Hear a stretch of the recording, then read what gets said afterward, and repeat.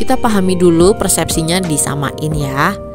Uang adalah energi dan manusia juga energi, sehingga apa yang dihasilkan oleh getaran frekuensi manusia akan menentukan datang atau tidaknya uang.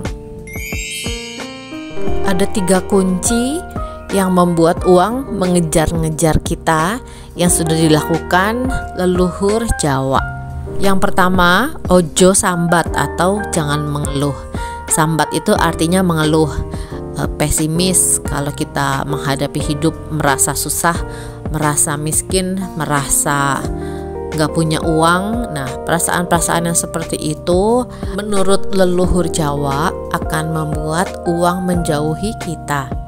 Ketika kita mengeluh tentang uang ataupun tentang yang lainnya, ini menyebabkan getaran frekuensinya kita low vibes, sehingga membuat kita menutup pintu rezekinya kita. Kita aja kan gak betah kalau punya temen yang sering mengeluh, inginnya tuh pergi jauh-jauh dari dia. Nah, uang juga seperti itu. Uang seperti punya radar ya, karena uang adalah energi, sehingga energi menarik energi yang serupa. Uang itu energinya tinggi, akan mendatangi manusia yang frekuensinya juga tinggi, artinya frekuensi yang bukan mengeluh. Di saat kita mengeluh, kita lagi mengatakan kepada semesta bahwa saat ini kenyataannya saya tidak punya uang. Kalau getaran yang kita vibrasikan adalah berupa kalimat seperti itu, saya tidak punya uang, maka semesta yang adalah cermin yang besar akan mengembalikan lagi vibrasi kita, sehingga kita dapat masalah baru yang akan membuat kita makin kekurangan uang. Maka kebalikannya, kalau kita ingin uang mendatangi kita, ingin dikejar-kejar uang, kita perlu melakukan kebalikan daripada mengeluh, yaitu mensyukuri segala sesuatu yang kita alami, mensyukuri berapapun rezeki yang memang sudah kita dapatkan, mensyukuri berapapun jumlah uang yang ada di dompet kita. Pokoknya isi hari-hari kita, perasaan kita dengan rasa syukur. Kalau kita merasa serba kekurangan, maka yang akan terjadi besok adalah hidup yang serba kekurangan. Kita boleh cek teman-teman di sekitar yang suka malu atau pesimis atau suka marah-marah, ya silakan cek bagaimana masalah finansialnya. Ojo sambat, banyak-banyaklah bersyukur. Pasti ada 1 atau 2 hal yang dapat panjenengan senang. Dengan syukur panjenengan akan bahagia. Ini dikatakan oleh Mbah Yadi dari portal sulut.com. Dengan banyak mengingat hal menyenangkan, pikiran akan positif, tindakan akan positif, dan kehidupan akan membaik.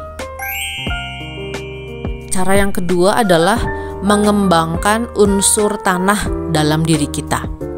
Manusia mempunyai 4 anasir, yaitu dari tanah, air, api, dan angin atau udara. Kertas terbuat dari kayu, sehingga uang kertas mengandung unsur kayu. Kayu tumbuhnya di tanah, jadi unsur uang adalah unsur tanah. Kalau kita kepribadiannya dominan pada unsur api, yaitu ketika misalnya kita marah-marah, emosian, sering mengeluh, itu semua unsur api, maka elemennya tidak nyambung, nggak ngeklik, 1 unsur tanah, 1 unsur api. Ketika uang yang unsurnya tanah mendekati api, pasti tanah akan cepat pergi. Seumpama misalnya kita hari ini dapat 10 juta, tapi karena unsur apinya kita tinggi, maka ya akan cepat hangus atau uangnya cepat habis. Solusinya, kita perlu menyamakan energi dari masing-masing unsur kehidupan. Rasa iri, marah, dengki adalah unsur api. Unsur tanah adalah sabar, seperti yang tanah yang biasa kita injak. Tanah menghasilkan hal-hal baik, menumbuhkan kehidupan dan tanaman. Maka unsur tanah mesti kita tinggikan dalam diri kita, yaitu sifat sabar, bersedekah, dan berbuat baik kepada orang lain dengan tulus ikhlas. Ketika kita memperbaiki sifat kepribadian kita menjadi unsur tanah yang seperti sabar, ikhlas, maka kita lagi menaikkan vibrasi kita, sehingga kita lagi menjadi magnet bagi uang dan keberuntungan untuk mendatangi hidup kita. Jadi jelas ya, hukum tarik-menarik bekerja sesuai dengan frekuensi getaran yang kita hasilkan. Yang ketiga adalah cipta, rasa, dan karsa atau cipto, roso, dan korso. Seusai pikiran diisi dengan hal yang positif dan sudah menyesuaikan unsur api menjadi unsur tanah, maka kunci yang selanjutnya adalah cipta, rasa, dan karsa. Kalau di bahasa kita ini istilahnya manifestasi, yaitu kita mulai melakukan visualisasi, afirmasi, lalu mengulang-ulang kalimat sugesti. Ini diistilahkan cipta, rasa, dan karsa. Jadi tahap yang ketiga ini kita mulai menyelaraskan diri kita secara keseluruhan. Pikiran, perkataan, perasaan, dan perilaku kita. Keempatnya perlu diselaraskan menjadi dipenuhi dengan pikiran-pikiran, perasaan, dan kalimat-kalimat yang sesuai, yang membuat uang mendatangi hidup kita. Kalau udah begitu, maka terjadilah sabdo dadi dalam bahasa Jawa. Apa yang terucap akan terjadi. Kalau kita memikirkan dan mengucapkan uang datang, maka betulan datang uangnya. Nah, menurut nenek moyang Jawa yang sudah mencapai taraf itu, hukum tarik-menarik membuat uang mengejar kita. Tercapailah sabdo dadi.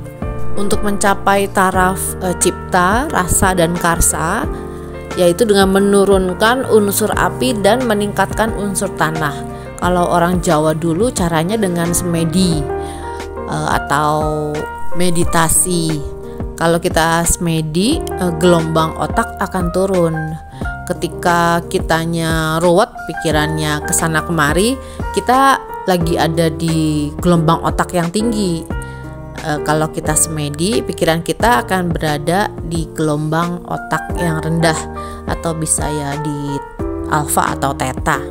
Jadi kenyamanan dalam batin kita itu sengaja kita ciptakan, cipta, rasa, dan karsa tadi melalui meditasi, atau ya dalam keheningan kita bisa tutup mata, lalu kita rilekskan seluruh anggota tubuh kita, lalu kita menyadari oksigen yang keluar masuk dari hidung kita.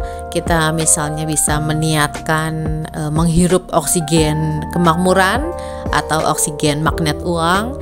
Jadi seluruh tubuh kita akan menjadi magnet uang. Lalu kita hembuskan, keluarkan dari mulut kita semua kekesalan atau kebencian kita. Pokoknya hal-hal yang gak enak yang di batin itu kita niatkan, kita keluarkan seperti asap warna hitam, sehingga di saat kita memvisualisasikannya seperti itu, betulan tubuh kita menjadi magnet uang. Ini perlu rajin dilakukan supaya akan terbentuk syaraf-syaraf di otak kita, dan otomatis batin kita juga merasa lebih ringan lagi, lebih meyakini bahwa kemudahan uang sedang mendatangi hidup kita. Nah, kalau kita rutin melakukannya, itu akan menjadi suatu kebiasaan baru di alam bawah sadar. Pola alam bawah sadar kita berubah dan kita akan betulan menjadi magnet uang. Jadi kalau ketiganya tadi itu menurut leluhur Jawa, ya oke lah, teori itu masuk akal banget. Tapi untuk pelaksanaannya, setelah kita memahami teori, kita perlu melaksanakannya kan, melatih diri kita untuk bersyukur, melatih keheningan, meditasi, lalu kita banyak bersabar terhadap semua yang ada dalam kehidupan kita. Itu semua kata kerja, itu semua perlu kita lakukan agar kita menaikkan vibrasi kita dan uang akan mendatangi hidup kita dengan mudah. Sekian video saya kali ini. Terima kasih untuk kebersamaannya. Saya Vita Masya Trainer. Jiwaku mencintai jiwamu. Semangat!